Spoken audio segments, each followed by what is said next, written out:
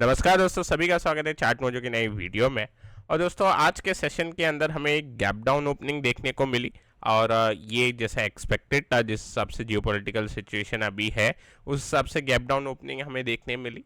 और साथ ही साथ 22,300 के नीचे क्लोजिंग भी मिल गई। अब दोस्तों, इससे पहले हमने एक वेज पैटर्न बनाया था, और आई होप कि वेज पैटर्न की वजह से कोई गलत साइड निफ्टी में ना फंसा हो, क्योंकि यहाँ पे वेज पैटर्न का ब्रेकडाउन आपको ये फ्राइडे के सेशन के अंदर ही मिल गया था। इनफैक्ट हम डिस्कस कर रहे थे इसके बारे में। अभी इसका जो टारगेट होता है राइजिंग वेज का, वो लगभग निकल के आता है 22,100 से 150 पे।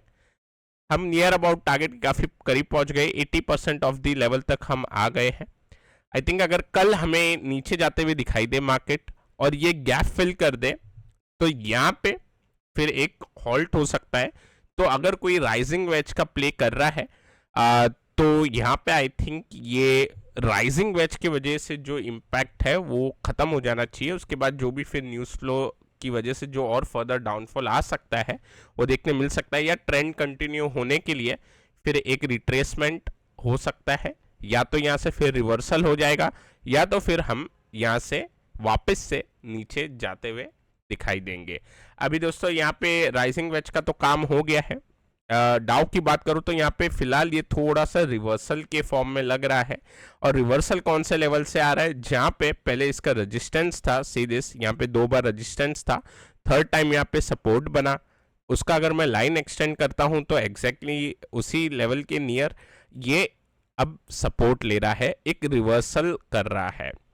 अब यहाँ पे डाउ के अंदर अगर कोई मीनिंगफुल रिवर्सल अगर हमें चाहिए, तो ये राइजिंग ये जो फॉलिंग रेजिस्टेंस लाइन है, इसके ऊपर निकलना होगा। मतलब डाउ अगर आज के सेशन के अंदर 38,650 के ऊपर क्लोज हो जाता है, ओके, ये वाला लेवल, तो मेरे हिसाब से फिर एक बार के लिए एग्रेसिव जो डाउन पोजीशन है उसको लीव कर सकते हैं। ये हो गया ऊपर के साइड का सिनेरियो। अगर नीचे के साइड की अगर हम बात करें, अब नेक्स्ट लेवल 37,850 के नीचे ओपन होंगे।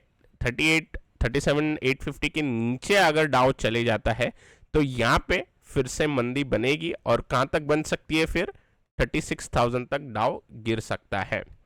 अब डाउ इंपॉर्टेंट इसलिए है क्योंकि डाउ काफ़ी टाइम से गिर रहा है और निफ्टी स्ट्रॉन्ग था।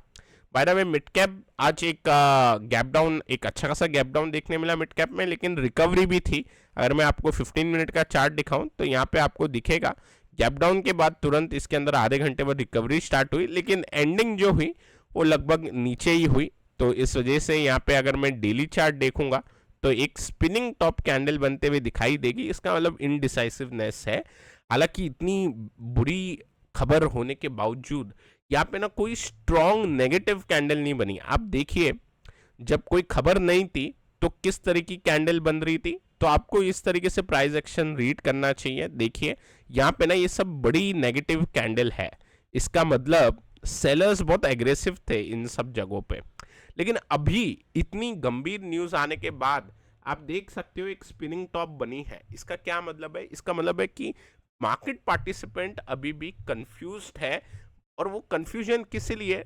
क्योंकि मार्केट, हमारे इंडियन मार्केट के अंदर तेजी बनी हुई है, लेकिन ये जो फैक्टर आ गए फॉरेन मार्केट से, जो ये क्यू मिल रहे हैं, उस वजह से मंदी हो रही है। और इसलिए यहाँ पे आप दोनों पार्टी, सेलर का एग्रेशन और बायर का एग्रेशन देख पा रहे हो, जिससे कि एक स्पिनिंग टॉप बन रहा है। अब सोचिए, कुछ 1-1.5 महीने पहले कहा तो हम इतनी बड़ी बड़ी नेगेटिव कैंडल बना रहे थे, और उस टाइम ये न्यूज आ जाती तो काफी हम डाउन हो जाते। लेकिन जब सब कुछ हो गया, हमने फैक्टर इन कर लिया, ये सब डाउनफॉल हमने पूरा फैक्टर इन कर लिया, उसके बाद ये न्यूज आई और उसमें हमने स्पिनिंग टॉप बना दी। इसका मतलब है बाइंग है। अब आज भी हम एक बार काउंटर स्किप करना चाहेंगे, क्योंकि थोड़ा जो जियोपॉलिटिकल अनसर्टेनिटी है अभी, क्या आज रात के अंदर फिर कुछ न्यूज फ्लो आ जाए, तो उससे अच्छा है कि ये थोड़ा आने वाले 2-3 दिन थोड़ा एक बार ऑब्जर्व करें। निफ्टी पे एक बार लेवल मैं बता देता हूं आपको। निफ्टी का लेवल जो निकल के आता है अब अगले सेशन के लिए 22,250 के नीचे खुलता है, तो एक लास्ट लेवल 22,125, बस यहां तक एक बार लग रहा है कि मार्केट जा सकता है। इसके बाद राइजिंग एज का भी टारगेट आ जाएगा, और जिस हिसाब से मिड कैप के अंदर परफॉर्मेंस दिखाई दे रही है, मिड कैप अभी भी स्ट्रांगली होल्ड कर रहा है, तो मेरे हिसाब से 22,125 तक फिर लोग एक बार जिन्होंने एग्रेसिव ऊपर से शॉर्ट पोजीशन बनाई है शायद वो कवर करने आ जाए 22,125 पे। अब सेकंड सिनेरियो क्या होता है, अगर डाउ कुछ ज़्यादा ही स्ट्रांग आज क्लोज हो जाए और मार्केट फिर गैप अप खुल जाए तो उस केस में एक बार अवॉइड कर सकते हैं, बट अगर कोई प्ले बनाना है तो आज के कैंडल का हाई अगर निकलेगा तो एक गैप फिल का प्ले बनेगा, तो वो एक प्ले बन सकता है। तो ये दो लेवल के हिसाब से देखेंगे। इसके अलावा अगर बीच में किधर खुलता है तो उसको इग्नोर कर सकते हैं फिलहाल। बैंक निफ्टी की अगर मैं बात करूं तो बैंक निफ्टी के अंदर एक गैप फिल होने वाला है 47,600-500 का, ये जो गैप कल डिस्कस कर रहे थे, तो यहाँ पे इवनिंग स्टार बना ऊपर पे, गैप डाउन के साथ इसमें सेलिंग प्रेशर था। अब ये गैप फिल अगर हो जाता है तो दोस्तों 47,500 के बाद भी अगर बैंक निफ्टी गिरता है तो नेक्स्ट लेवल जो होगा वो होगा 47,100 टू 47,000। तो ये एक सपोर्ट जोन नेक्स्ट आपको बैंक निफ्टी पे देखने मिलेगा, जहां पे बैंक निफ्टी का ये राइजिंग चैनल की सपोर्ट लाइन भी आपको दिखाई देगी। तो ये रहा बैंक निफ्टी पे लेवल्स। और अपसाइड के लिए अगर मैं बात करूं तो हाई का वेट करना होगा आज के कैंडल का, 48,300 निकल के आता है, तो अगर 48,300 का लेवल ये निकलेगा तो गैप फिल के चांसेस बनेंगे सेम लाइक निफ्टी, तो वहां पे आप गैप फिल के लिए अटेम्प्ट कर सकते हैं।